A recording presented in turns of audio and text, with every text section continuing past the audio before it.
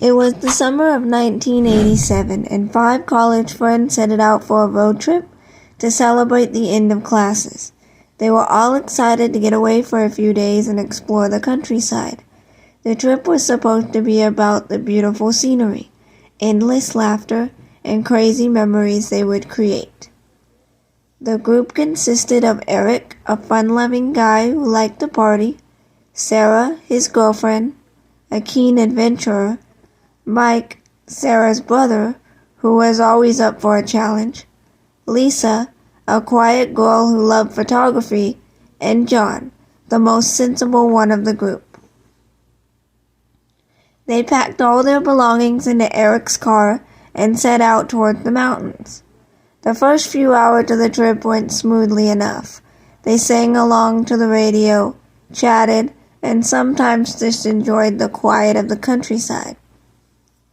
As they drove down a winding road in the middle of the night, Lisa spotted a sign that read, "Shortcut to Mount Summit."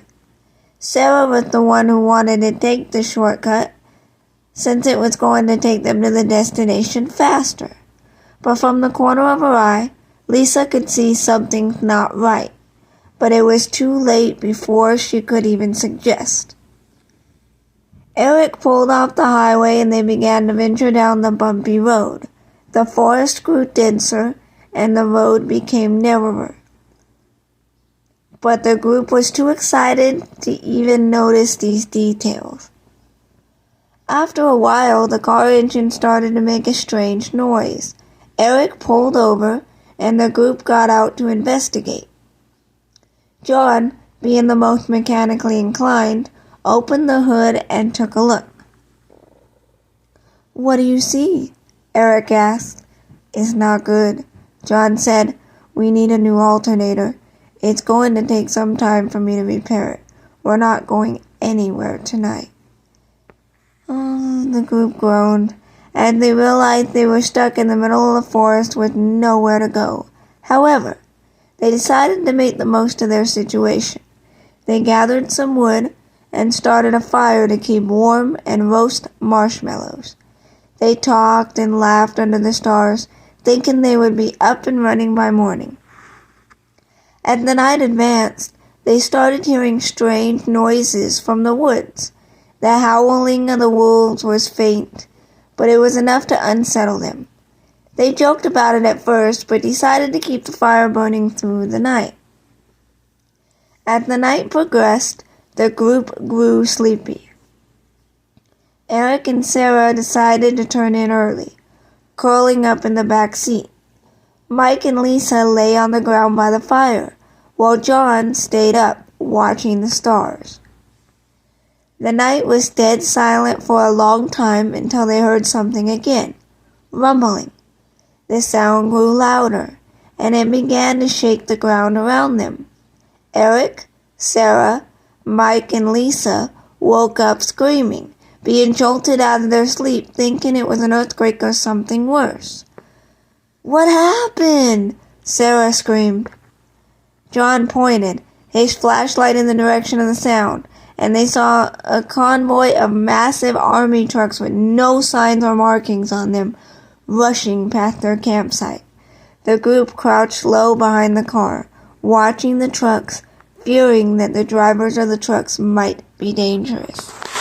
"What the hell is going on?" Mike whispered. John hesitated for a moment before saying, "We need to get out of here, now." Eric panicked. "But how? The car is broken down. We have no choice but to stay here." John looked around and saw the convoy of trucks had disappeared. He suggested that they start walking along the road to find help. They all agreed and decided to gather their belongings before embarking on the journey. As they threw in their bags into the car, everyone was in a hurry. In their hurry, Sarah left her backpack in the trunk. The group began walking along the road. As they walked, they noticed that the forest around them grew more and more dense. There were no sign of civilization nearby. They walked for hours, exhausted, hungry, and thirsty, with no idea of where they were. At one point, they heard a car coming from behind them. As the car came closer, they jumped out of the way, and to their relief, it pulled over. "Hey guys," the driver said, "are you alright? You look like you can use a ride." The driver was an older gentleman named George, who seemed friendly enough. The group was relieved to have found help, but at the same time, there was something odd about George they couldn't quite put their finger on. George drove them to a nearby isolated cabin where they could spend the night. The old man offered them some food and drink, but they declined, since they didn't know him well. The group was apprehensive, but decided that they had little choice but to stay put for the night. As the night wore on, Eric started feeling uneasy. He had this sense that someone was watching them. He dragged Sarah out of bed and took her for a walk outside. As they walked, they saw George's car parked a little distance away from the cabin's entrance. Eric suggested they take a closer look. They approached the car, and to their shock, they saw Sarah's backpack in the trunk. They knew then that George had taken the backpack, and the situation was far worse than they had imagined. The two rushed back inside and woke up the others. They told them what they had found, and there was an immediate sense of panic and dread. Without a moment's hesitation, they grabbed their bags and ran outside, hoping to find another way out of the cabin. As they ran, they heard George's voice shouting, "Don't run! You'll regret it!" The group could see that George was not alone. Men with guns emerged from the forest and began to chase them. The group spread out in all directions. Overhead, the drones on night patrol started to pass by. They used the cover of trees to remain hidden as possible. They ran for what felt like hours, with no idea where they were headed. They didn't know if they were making progress or simply running in circles. The group eventually split up, each member hoping they would find help on their own. As morning began to break, Eric stumbled upon a highway, and to his relief he saw a patrol car parked on the side of the road. He ran for it, knowing that the cops were their only hope now. But as he approached the car, he saw the policemen were dead. He heard a sound from the woods and realized that George and his men were still after them. Eric ran back into the forest, but he couldn't outrun them forever. He needed to find help, and fast. He kept running until he came upon a small village. He saw a phone booth and picked up the receiver, hoping to call for help, but to his shock, he heard no dial tone. He tried other phones in the village, but none of them had a dial tone either. As he turned around, he saw a group of men from the convoy of army trucks that they had seen the night before. They started advancing towards him, and Eric realized that George had connections with the army. He panicked and ran into the forest, not knowing where to go or what to do. As he ran, he saw Mike walking out of a small cabin. Mike had been the first one to find help, and the people in the cabin had given him some food and water. Together, they decided to try and contact other members of the group. They tried calling John, Sarah, and Lisa, but none of their phones worked. Panic set in as they realized that they were alone. Mike suggested that they try to find their way back to the car and see if they can fix it. Eric agreed, and they set out to find the car. They retraced their steps and reached the spot where the car had broken down. To their relief, they saw that the car was still there, but their relief was short-lived when they realized that the trunk was open. Sarah's backpack was gone, and so was Lisa. Eric and Mike knew that it was time to leave the forest for good and try to find help elsewhere. They had no idea where to go, but they knew they had to keep moving. As they walked, they saw a small town in the distance.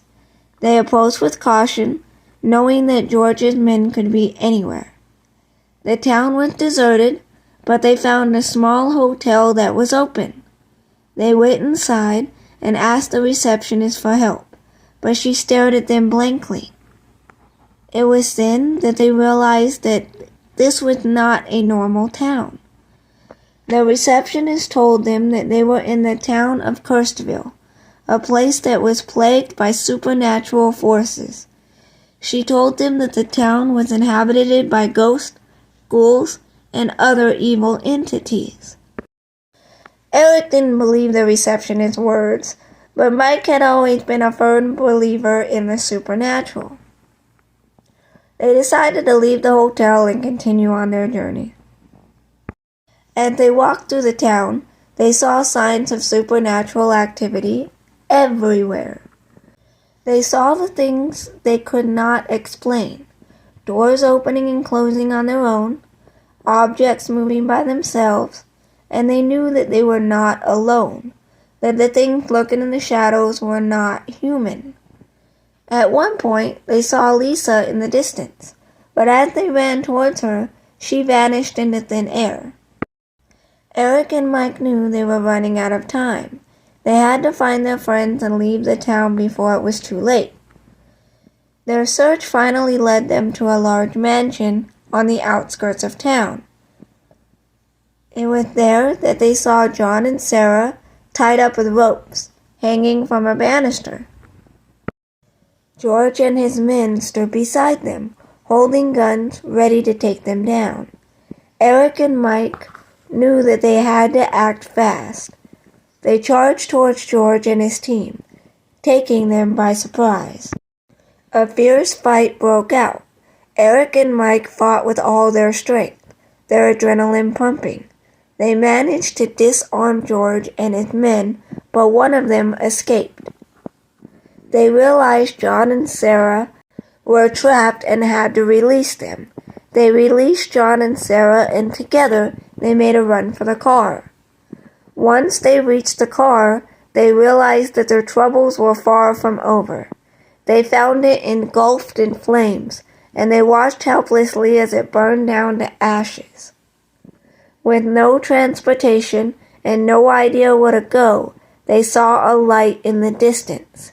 They ran towards it, hoping that it would lead them to safety. As they drew closer, they saw that it was a small airstrip. They saw a small plane and a man standing outside. The man introduced himself as Tom, and he was a pilot. He had been stranded at the airstrip for a few days, waiting for his plane to be repaired. Tom felt sorry for the group and offered to take them out of town in his plane. The group gratefully accepted his offer and climbed aboard. As they took off, they gazed out the window, watching the town, which seemed to shrink into a dot. They never spoke about the horrors they witnessed in Kirstville, but the trauma would stay with them forever. The road trip that started with joy and adventure had turned into a nightmare, and an experience none of them would ever forget. They knew that the ghosts from the past would haunt them forever, reminding them of the terrifying events that played out on that fateful day.